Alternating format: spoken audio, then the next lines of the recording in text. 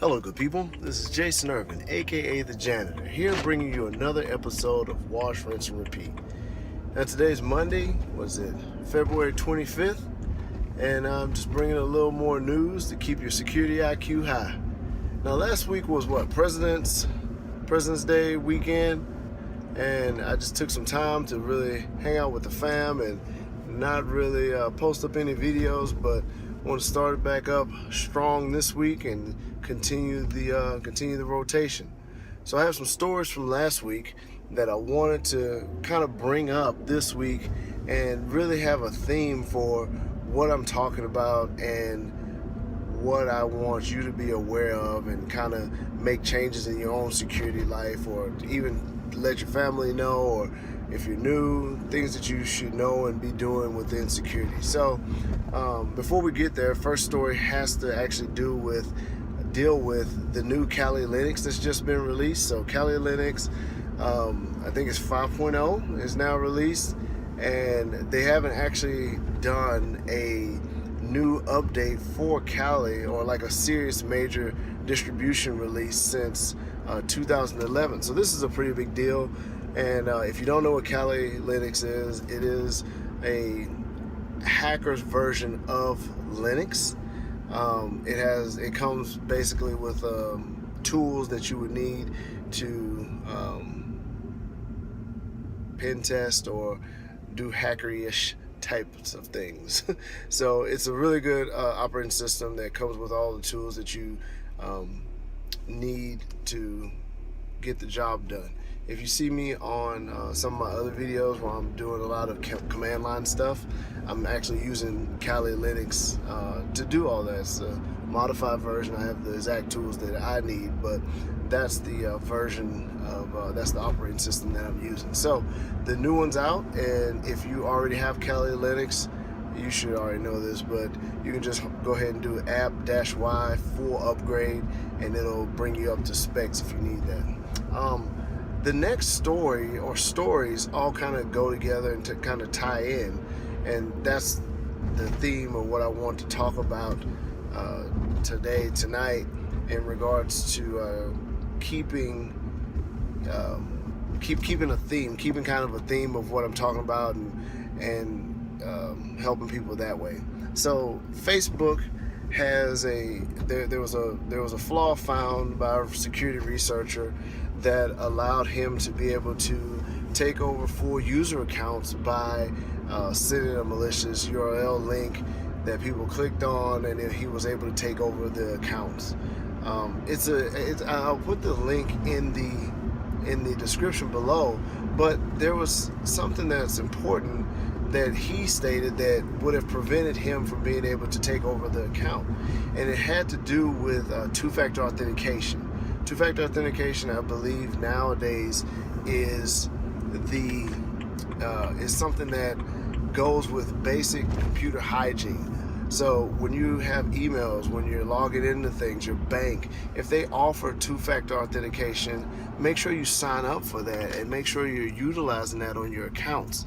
And if you don't know what two-factor authentication is, I'm sure you've used it, but it's when you're logging into your site, your bank account, Facebook, Google, and it asks you to verify who you are by sending you a code to like your phone, and once it gets sent to you, then you type that in, and that is what gets you in. So it will be a password and something that the distant end, that being Google, Facebook, your bank, sends to you to verify that you are actually the one logging in.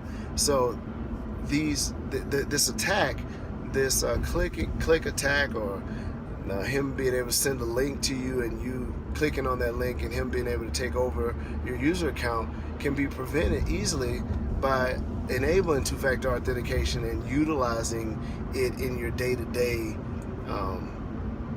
online web login routine.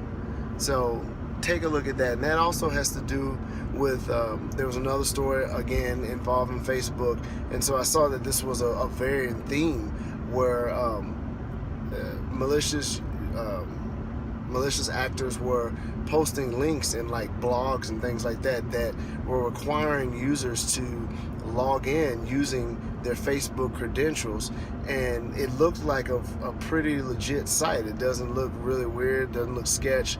It looks just like the Facebook login that you would see. It even has the little HTTPS lock at the top to show that everything should be legit, and people were using their credentials to log into these websites, and the attackers were capturing their credentials and then logging in.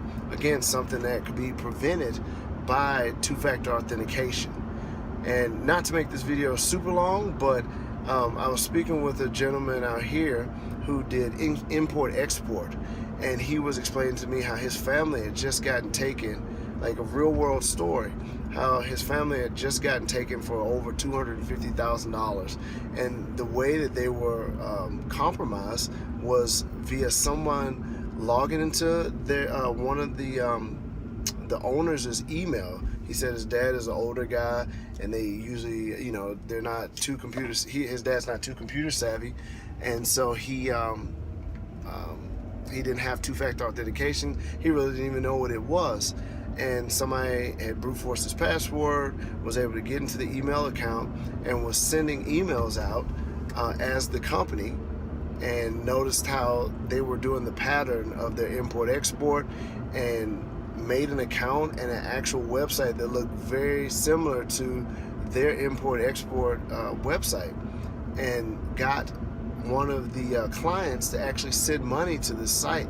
And they were doing it over a good amount of time. From what he was saying, he said they didn't realize it was happening because, you know, it was between the client and this bad actor, and they were just sending money back and forth. I guess it was big bucks that they deal with or whatever. So he asked me, hey, how could I prevent something like this from happening? And I was saying, hey man, there's a lot of basic computer hygiene that you need to take. And one thing, like I said, he said he was using the G Suite, is for them to enable that two-factor authentication. So two-factor authentication, that's the theme for today, and something that I want you to spread the word about, enable, and actually start utilizing in your day-to-day task, as it can help or prevent you from being compromised in that aspect, from somebody logging in and you not knowing that they have logged into your account or have access to your account that way, because you don't have that two-factor authentication that sends you a text saying, hey, is this actually you? Please you know, log in. And without that two-factor authentication, the bad guys can't I will never say they can't do something, but it makes it much harder for them to be able to compromise your accounts, be it bank, be it Facebook, be it whatever accounts will allow two-factor authentication. Just make sure you enable that. So that's what I want to do. Want to come up with a theme today, and you know, spread that news. Two-factor authentication, enable it, use it in every aspect of login that you can. So, not to make it too much longer, I think that's good enough. And let me know if that's something you like, where you got the themes of something that we're talking about, kind of stories that rotate around that theme, and something you can implement in your day-to-day. So there we go.